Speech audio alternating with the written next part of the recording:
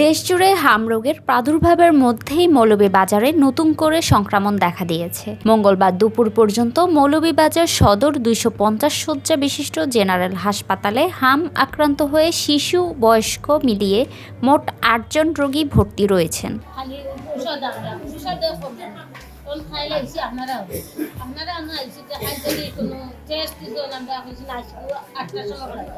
Doctor সবাই test করাইছি করাইয়া কান্দে পাইছি না ভাইয়া খালি ফুটতেও ফাস্ট কোনো পানিও ডাক্তার বেটা এরা আইসই না ওখানে ওখানে কইলাম তার বাপে বুঝে না করবালা ডাক্তারও যাই আর আমার উপরে লইয়া দেই বাড়ি আর খান্দিও আমাদের এখানে হামের রোগীর সংখ্যা 7 জন, বয়স্ক 2 জন আর শিশু বাচ্চা 5 জন।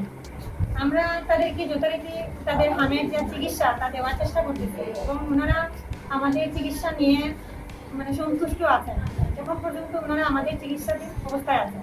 হাসপাতাল সূত্রে জানা যায়, আক্রান্তদের মধ্যে একজনের অবস্থা আশঙ্কাজনক হওয়ায় তাকে Sylhet MAG Usmani medical college হাসপাতালে পাঠানো হয়েছে। ভর্তি রোগীদের মধ্যে প্রায় 80% শিশু। জেলার বিভিন্ন উপজেলা থেকেও আক্রান্ত রোগীরা হাসপাতালে আসছেন। এদিকে জেলা সিভিল সার্জন কার্যালয় জানিয়েছে, বিভিন্ন স্বাস্থ্য কমপ্লেক্সে হামের লক্ষণ নিয়ে আসা 28 জনের মধ্যে 6 জনের শরীরে সংক্রমণ নিশ্চিত হয়েছে। পরিস্থিতি মোকাবেলায় হাসপাতাল কর্তৃপক্ষ 20 শয্যার আইসোলেশন ইউনিট প্রস্তুত রেখেছে এবং শিশু ও বয়স্কদের আলাদা করে চিকিৎসা দেওয়া হচ্ছে।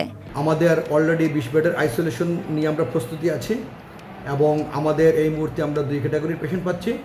80% পেশেন্ট হচ্ছে শিশু এবং 20% এফেক্টেড হচ্ছে প্রাপ্তবয়স্ক।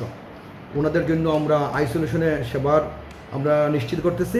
পাশাপাশি আমাদের যারা শিশু রোগী তাদেরকে আমাদের শিশু কনসালটেন্ট চিকিৎসা দিচ্ছেন, যারা বয়স্ক রোগী তাদেরকে আমাদের মেডিসিন কনসালটেন্ট চিকিৎসা দিচ্ছেন।